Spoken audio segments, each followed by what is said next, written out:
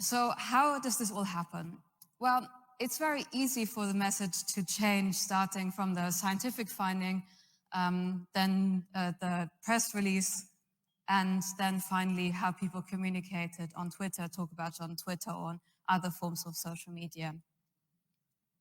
An example again here on the slides, you might have a sentence such as, increasing dietary magnesium intake is associated with a reduced risk of stroke, heart failure, diabetes, and all-cause mortality. Then the press release might say something such as, the study findings suggest that increased consumption of magnesium-rich foods may have health benefits. And finally, on Twitter, someone may write, magnesium saves lives. This is an actual example from our dataset we create later on.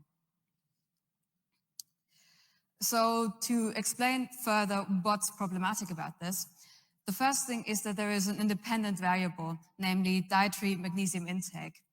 And this is being generalized from that to consumption of magnesium-rich foods to all magnesium. Then you have the strength of the claim that's changing.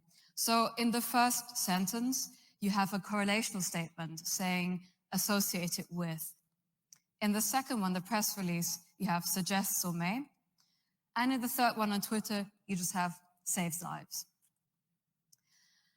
Now, the third thing that's problematic is that the disease in the findings is being generalized.